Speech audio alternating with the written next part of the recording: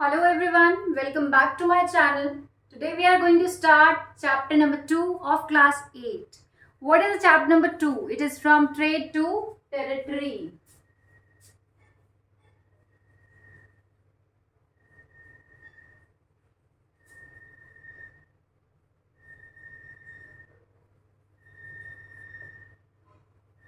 So what does it mean from trade to territory?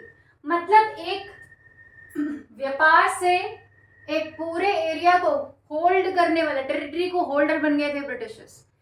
They came to India as a trader, but slowly and gradually they became the owner of our country. The Aurangzeb was the last powerful Mughal. कौन था? Aurangzeb was last powerful Mughal.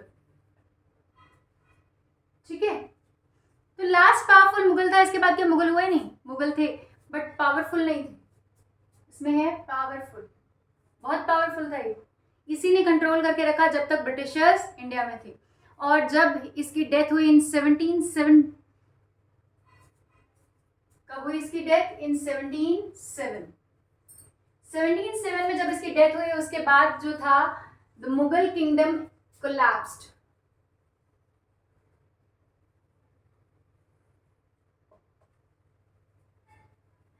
ये आपने 7 में भी पढ़ा है. The Mughal kingdom collapsed and many other regions started separating from Mughals. These were the Rajputs. पढ़ा था ना? If you remember it, second last chapter में Rajputs थे. These were the Jats. 6 etc.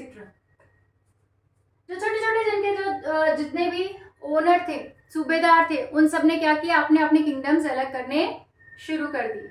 ठीक है, तो अब जो मुगल से उनकी टेरिटरीज कम होती चली गई. Last Mughal ruler was Bahadur Shah Zafar, जिसको पकड़ के प्रिजन में डाल के दिया गया था और उसे भेज दिया गया था टू द म्यांमार. और उनके दोनों बेटों को मार दिया गया था आफ्टर द रिवोल्ट ऑफ 1857. और क्यों मार दिया गया था? क्योंकि रिवोल्ट ऑफ 1857 में लोगों ने उन्हें अपना रूलर मान लिया था और उनके ही नाम पर हर चीज चल रही थी. जो लड़ाई हो रही थी सब कुछ उनके ही नाम पर हो रही थी. That's why the Britishers thought कि अगर हम उन्हें मार देंगे तो ये सारी लड़ाइयां खत्म हो जाएंगी. Next topic is East India company.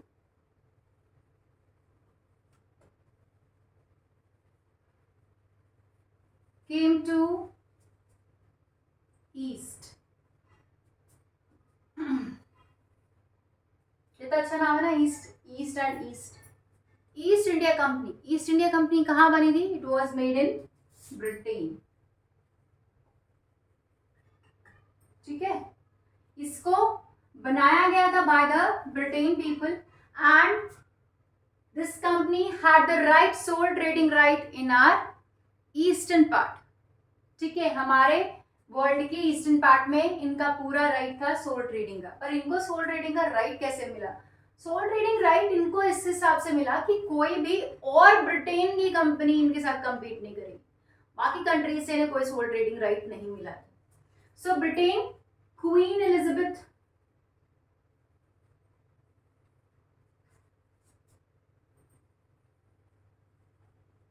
First gave them charter.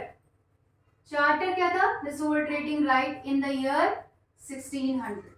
1600 में उन्हें चार्टर मिल गया था. इसमें उनको सोल ट्रेडिंग राइट था कि they had the right to trade in India solely. No other Britain company could compete with them in east. ठीक है, ईस्ट में आके और कोई भी इनके साथ compete नहीं करेगा. इनके पास मर्केंटाइल राइट था और उस टाइम पे ऐसी ही कंपनीज होती थी जो मर्केंटाइल राइट से अपने बहुत ज़्यादा प्रॉफिट कमाती थी. इनका मेन मोटिव होता है कि buy goods at less price and sell them at high. बहुत लेस प्राइस पे ये अपने गुड्स को खरीदते हैं और बहुत हाई प्राइस पे ये जाके वेस्ट में उन्हीं गुड्स को बेचते थे। तो सबसे पहले ये लोग गए थे इन द अफ्रीका, उसके बाद उसके नेबरिंग पार्ट्स, और उसके बाद उन्होंने बहुत देर बाद वो इंडिया में एंटर हुए थे। ठीक है, अब हम ये पढ़ेंगे कि इंडिया में वेस्टर्न कंट्रीज की कंपनीज कैसे आई। So you have heard the name of Vasco da Gama. बहुत लोग उसको बहुत प्रेज करते, but he was the main culprit who brought the other companies to our country. So Vasco da Gama को follow करती हुई कौन आया? पोर्चुगीज।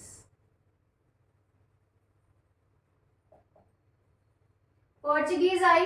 पोर्चुगीज के पीछे कौन आया? Dutch, then French, and then British.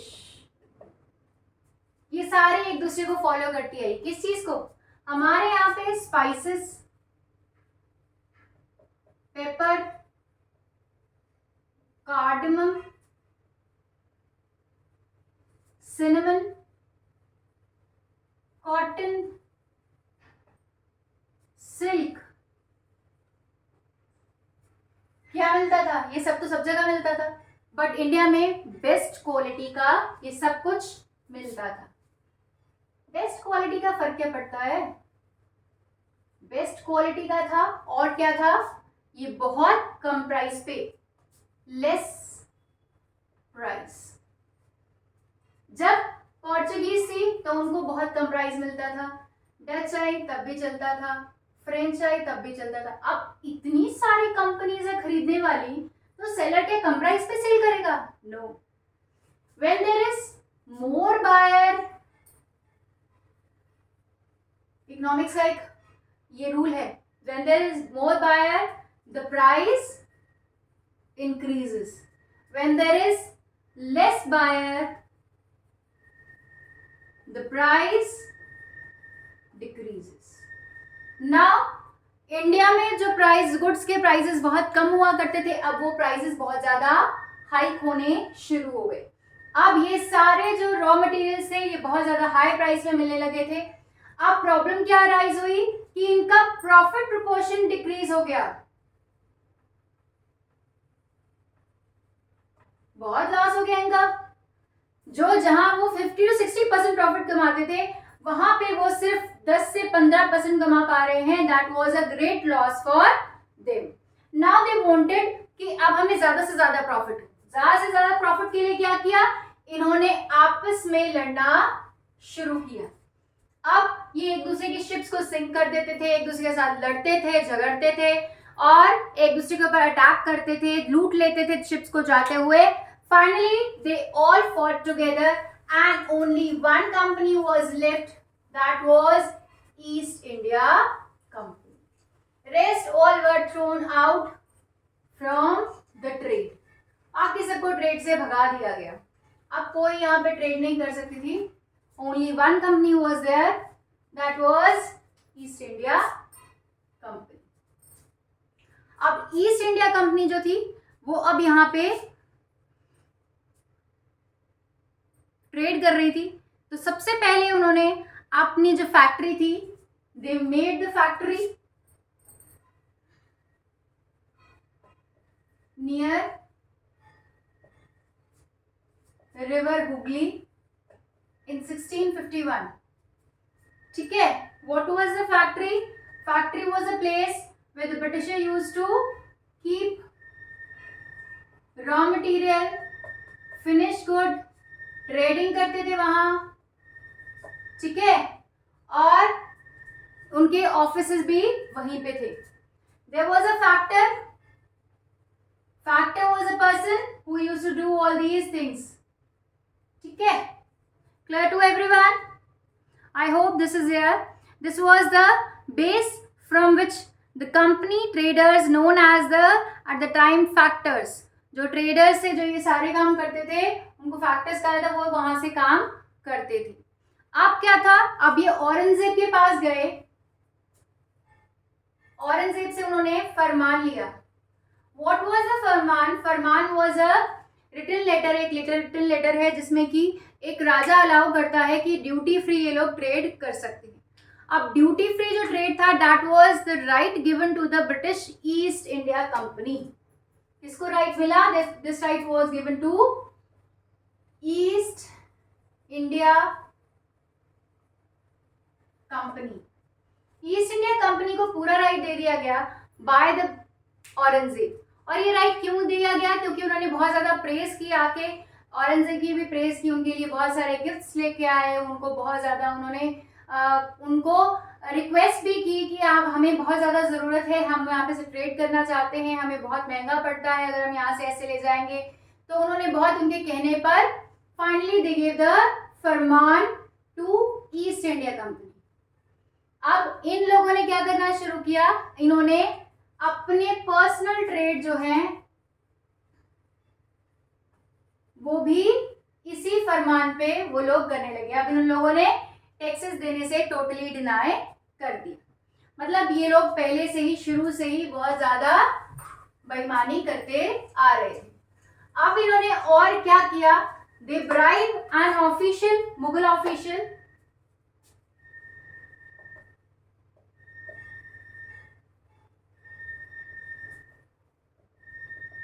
सूबेदार जिसे कहते हैं, किसी भी ऑफिशियल को उन्होंने ब्राइब किया और 3 स्टेट्स की दीवानी राइट जो थी वो उन्होंने ले ली। What was the right? Diwani right. Diwani right means right to collect revenue. So right to collect revenue इन्होंने 3 स्टेट्स के लिए, उनमें से एक स्टेट था दैट वाज कोलकाता। कोलकाता कहते हैं ना आज हम, उस टाइम पे उसको कैलकाटा कहते थे। ठीक है, तो उनमें से एक स्टेट था कैलकाटा। अब इन्होंने एक तो ब्राइब करके ये किया, उसके बाद इन्होंने क्या करना शुरू किया? इन्होंने फोर्ट्स बनाने शुरू की। इनको सिर्फ राइट मिला था छोटी सी लैंड पे अपना छोटा सा वेयर हाउस बनाने का, वो भी उनको परमानेंट वेयर हाउस के लिए राइट्स नहीं मिला था। पर अब इन्होंने क्या करना शुरू किया? अब इन्होंने फोर्ट्स बनाने शुरू किए, फोर्ट्स के आसपास उसको फोर्टिफाई करना शुरू किया।